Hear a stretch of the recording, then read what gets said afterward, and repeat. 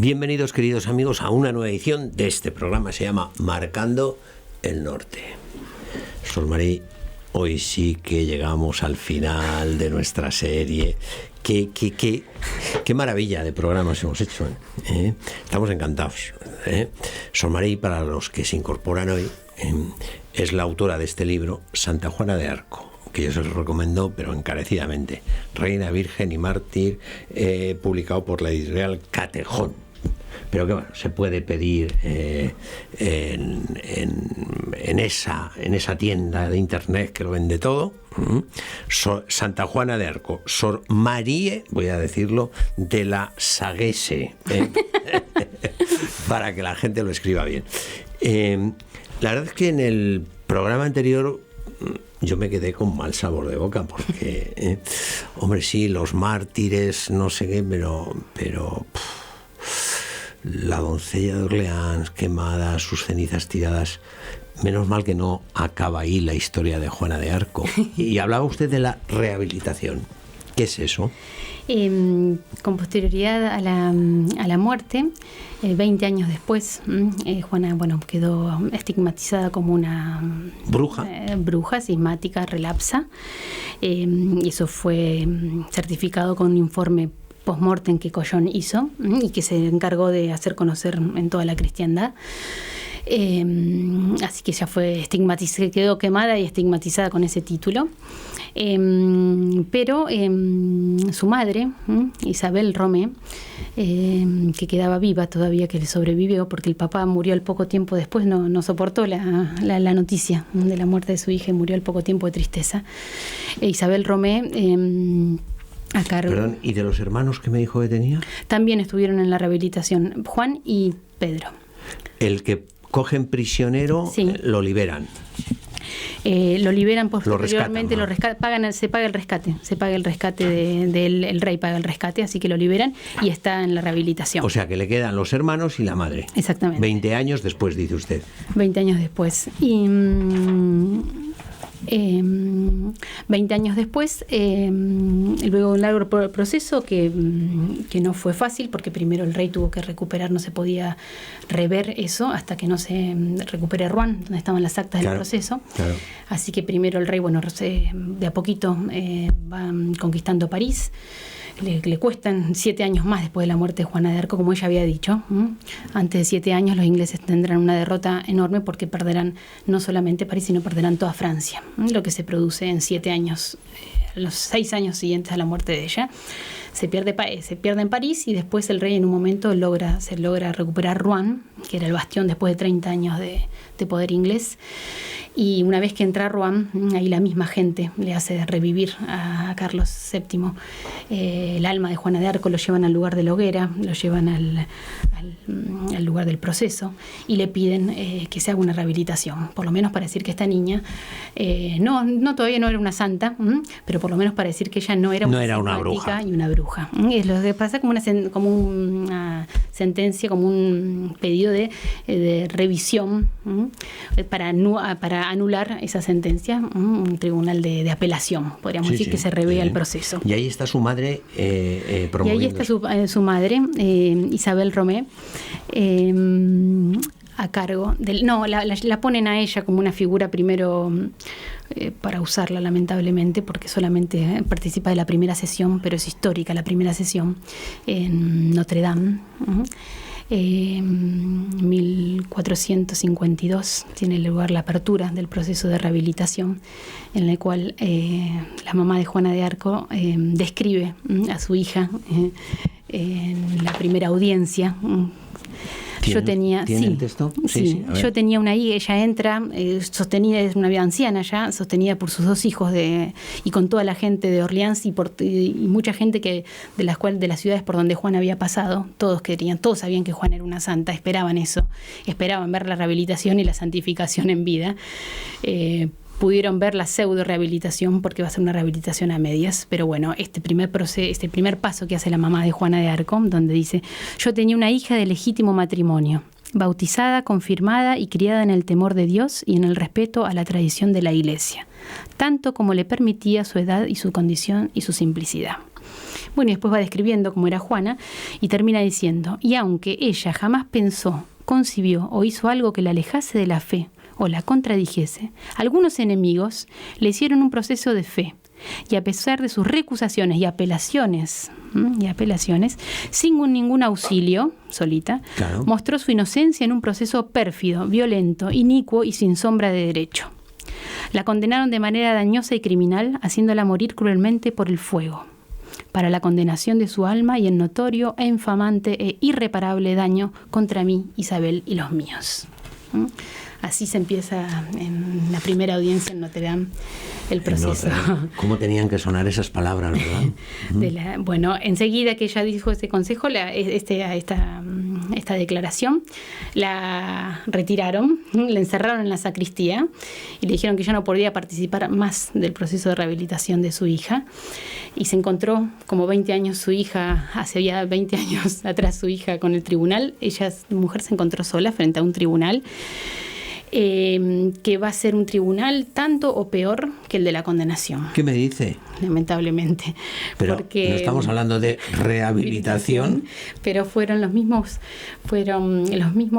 en parte algunos jueces que ya habían participado del proceso de condenación, o sus hijos espirituales o intelectuales, que van a llevar a cabo el proceso de rehabilitación. No entiendo nada, Sor María, explíquese usted.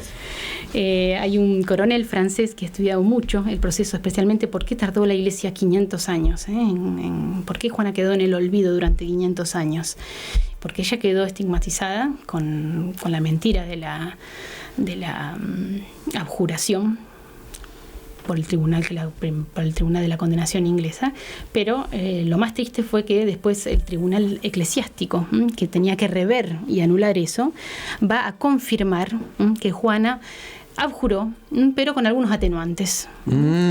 Juana abjuró, pero bueno, era una niña que tuvo presión, que era menor de edad, que la torturaron, que no entendía, no sabía lo que le presentaban, no sabía leer, tuvo mucho miedo a morir en la hoguera, y por eso reconoció su culpabilidad.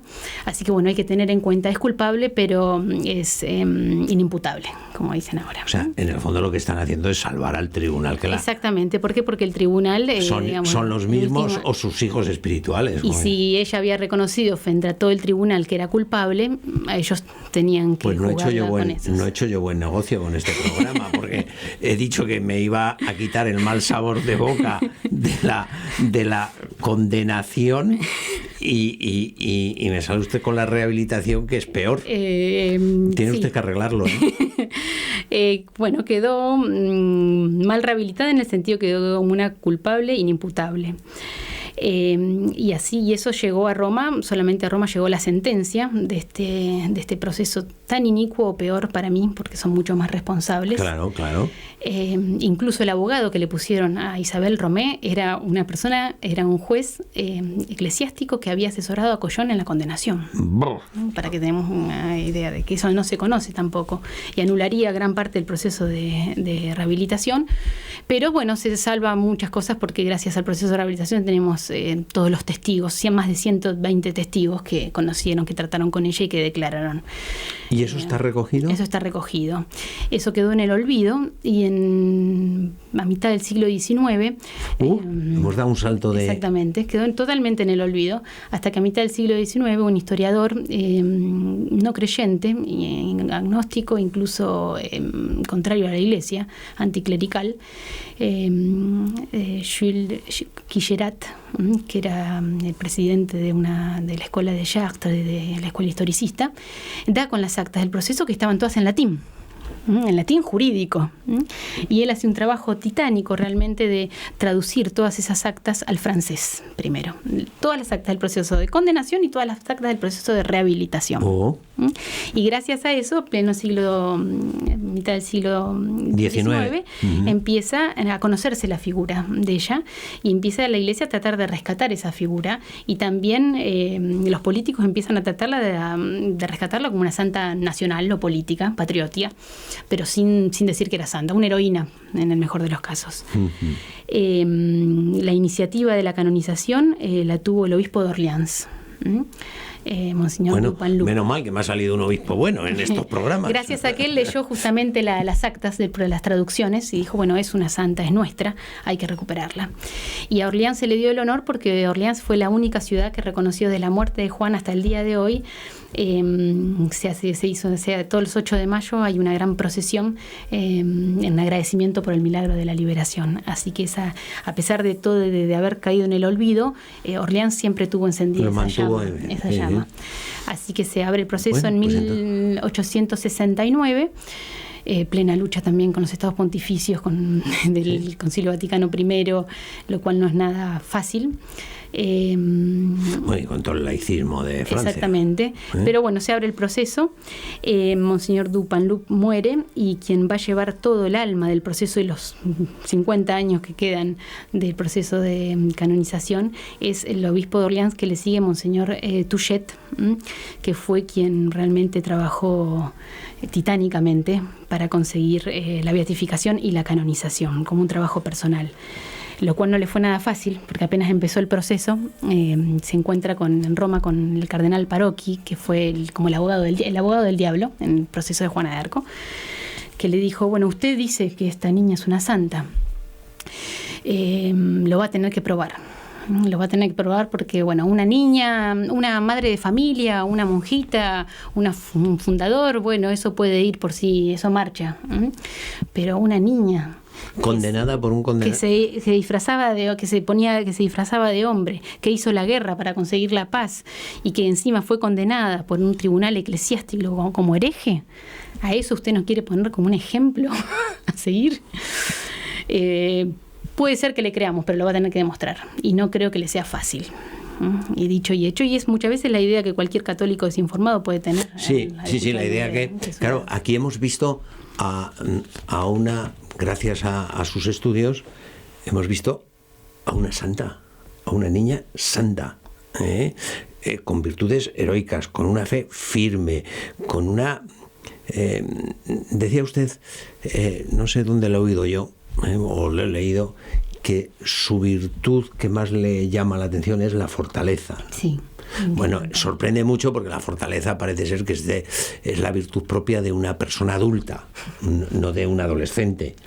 Y sin embargo, esta es una mujer, bueno, firmísima, ¿no? Hasta, como decía usted, en la hoguera, diciendo Jesús, Jesús, ¿no? Cuando lo que tenía que estar era diciendo pecaos contra Cochón. Si a mí me llega a quemar Cochón, le pongo a caldo, ¿no? O sea, claro, hemos visto la Juana de Arco de verdad, la santa. La santa y la mártir.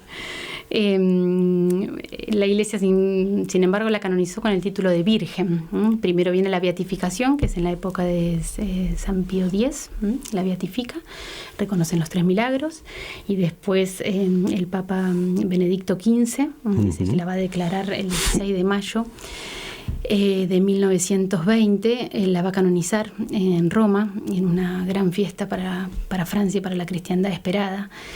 Por lo cual el año que viene se van a cumplir lo del centenario. Es otra fiesta de Juana. En Roma, no en Notre Dame. Cuando fue beatificada. Sí. Cuando se quemó Notre Dame, todo el mundo decía, aquí fue beatificada Juana. Fue beatificada en Roma. En Roma. Sí. Yo creo que eso,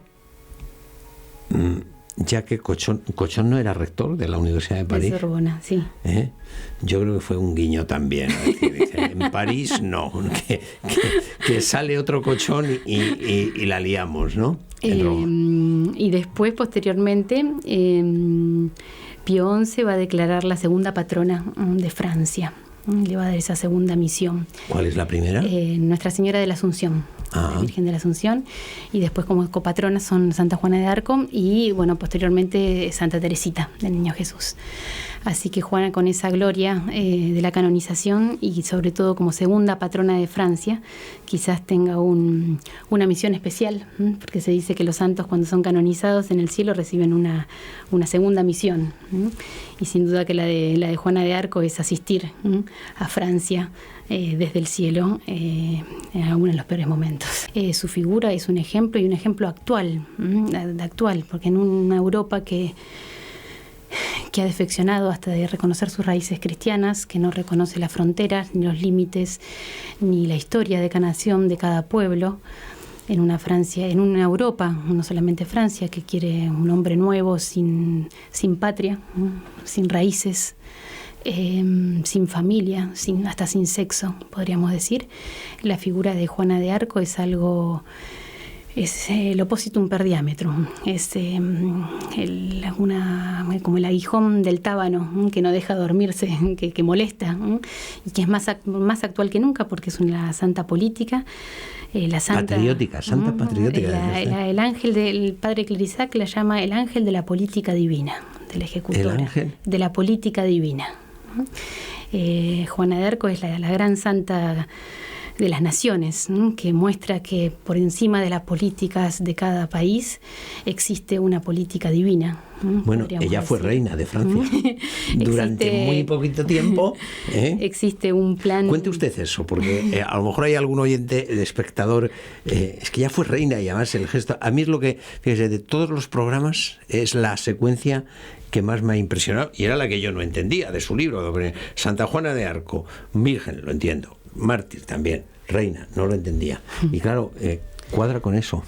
Juana como reina, sí, es la que viene a restaurar el reinado social de Cristo y la reyesía de Cristo para Francia, especialmente, pero nos recuerda que existe una política sobrenatural por sobre las naciones, que Dios tiene en cuenta y que vela por eso, que cada país tiene una misión que cumplir, como cada hombre tiene una misión que cumplir, cada sí, porque ella le pide la corona al rey. Sí, le pide el rey. Sí, ¿Me vas a dar lo que yo te pido? ¿No? ¿Me vas a dar lo que yo os pida? Sí, dadme vuestro rey, dadme vuestro reino.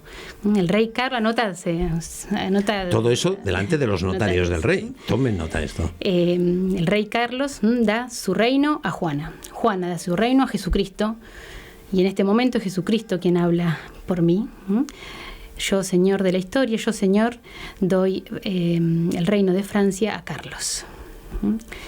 Y ese acto soberano que Juana hizo fue recordarle al mundo que Cristo es el verdadero soberano de todas las naciones y especialmente de Francia, y que sus monarcas son los lugares tenientes, los que están en lugares de sus vicarios políticos del Rey del Cielo, y que por esa misión enorme y por esa responsabilidad también se le va a pedir cuenta, porque mucho se le pidió, mucho se le pedirá, también mucho se le dio, mucho se le perdía. Pues fíjese, pienso que por ahí puede llegar la salvación de Europa, por reconocer las raíces cristianas, por reconocer el sentido de la existencia de Europa. Y hay que volver al bautismo de Clodoveo. Hay que volver al bautismo. Hay que volver a los orígenes. Hay que volver a los... Y no renegar de los orígenes. Y no renegar de los orígenes, ¿no? Y saber que cada uno a nuestra manera somos, porque el rey de Francia se le da el reino como lugarteniente, como vicario. Bueno, pues saber reconocer que en lo que nos corresponde somos también vicarios, ¿no? Exactamente. Juan le dicen encomienda, es decir, te lo confía en encomienda para que lo guardes, para que lo cuides. A este santo reino. Cada vez que ya se va a hablar de Francia va a decir el santo reino. ¿Por qué? No por los pecadores que forman parte, sino porque la cabeza de ese reino es Jesucristo. Bueno, eso es lo que se tiene que dejar bueno, y dice usted que al menos en ciertos sectores después de... hay que ir ahí a ese sitio, ¿cómo se llama? Puy-du-Fou, donde se venera el anillo de Juana de Arco. El anillo de Juana de Arco. La única reliquia que nos ha quedado. Y que dice que al menos hay sectores que sí que están avivando este fuego. Exactamente, bueno, la venida, el rescate de la reliquia ya demuestra una voluntad de pararse de vuelta de soberanía francesa para recuperar de vuelta su historia, la historia sacra de Francia, que es una maravilla. Ya. Y entonces, dice usted que en estos momentos Juana de Arco es segunda patrona de Francia. Bueno, realmente... Hay más de 30.000 esculturas de ¿Cómo? Juana de Arco, hay más de 30.000 esculturas de Juana de Arco solamente en Francia. Por eso cuando usted entra en alguna iglesia francesa siempre va a encontrar una Santa Teresita y una Juana de Arco, porque son las copatronas. En España también, ¿eh? En España yo me encuentro iconografía y representaciones de Santa Juana de Arco en muchísimos sitios, ¿eh? Después de la Virgen María es la santa más representada y evocada por el arte, por la música, por la pintura, por la literatura. Es una santa, no es francesa, es una santa católica. Bueno, está bien que nos podamos acoger a ellos, incluso las que hablan francés con acento argentino. ¿Hay historiadores, hay interés por esta figura en Francia? Sí, hay mucho interés en ciertos sectores, especialmente justamente cuando se cumplieron los 600 años de su nacimiento en el 2012, hubo un renacimiento bibliográfico, podríamos decir, porque siempre hay buenas excusas para recordar la buena historia y volver a las raíces, pero hay permanentemente iniciativas. Ahora, por ejemplo, Philippe de Villiers y otro grupo ha tenido una iniciativa hermosísima que para los 100 años de su canonización. Yo creo que efectivamente el centenario de regalar a en Rusia, 2020, sí. En 2020 va a ser una ocasión. ¿Pero qué decía de...? Van a regalar, si Dios quiere, para el 16 de mayo del año que viene, van a obsequiar a Rusia una estatua de Juana de Arco. ¿A Rusia? En San Petersburgo, la primera vez que una santa occidental va a estar en las calles de Rusia, porque ya el presidente Putin ha aceptado la propuesta. 5 metros tiene todo el monumento hecho. Y Dios mediante, hay un escultor ucraniano, también converso, que ha esculpido una pequeña escultura que después va a ser réplica de esa con Juana con el estandarte en mano. En San Petersburgo. Y va a estar puesta en San Petersburgo por iniciativa de los franceses católicos y pagada con solamente donaciones privadas, sin un centavo del Estado republicano. Así quiere decir que Juana todavía está viva. Del Estado republicano francés. Francés, exactamente. Es una iniciativa francesa y de un regalo a Rusia, pero pagada por los católicos franceses. Bueno, pues si algunos no quieren ser lugartenientes del rey del universo, pues ¿qué le vamos a hacer? Habrá que rezar por ellos, pero está bien por esos. Sol Marí, muchísimas gracias. ¿Ha estado contenta en este? Muy feliz, muy feliz. No sabe poder dar testimonio de Juana de Arco. No sabe lo que se lo agradezco, primero porque viene desde muy lejos a hacer estos programas, segundo porque se lo ha preparado, trae apuntes por todos los lados, tiene la mesa, como si no supiera, pero ella es muy rigurosa, tan rigurosa que yo este libro, como historiador, ¿verdad? Lo califico de un libro trabajadísimo, donde yo entiendo, después de lo que ha dicho usted, que no quiera dejar ni un cabo suelto, que no se pueda decir que esto es la imaginación, que se lo ha inventado, total, pero a la vez está escrito con un buen trabajo, con una buena prosa que se lee muy bien. Santa Juana de Arco, Reina, Virgen y Marte, publicado por Catejón. Dios mediante, el año que viene, si Dios quiere, hay un proyecto para que hacer un resumen de este libro en vistas a los jóvenes, sin tantas notas bibliográficas ni tanto aparato bibliográfico, un resumen de su vida, que veremos cómo va a publicarse, pero hacer un resumen de solamente su vida. Y me han dicho que a lo mejor, además de en Argentina, a lo mejor también en España. Sí. Bueno, no digamos nada más. El centenario de la canonización. El centenario de la canonización. Bueno, queridos amigos, ahora tenemos que despedir a Sol Marí. Sol Marí, muchísimas gracias. Muchísimas gracias a todos ustedes, queridos amigos, por habernos acompañado durante este programa, durante toda esta serie realmente extraordinaria de Santa Juana de Arco, en la que nos ha acompañado Sor María de Lasallés. Decirles que nos vamos a poner a trabajar para que dentro de unos días le podamos ofrecer una nueva edición de este programa que se llama Marcando el Norte.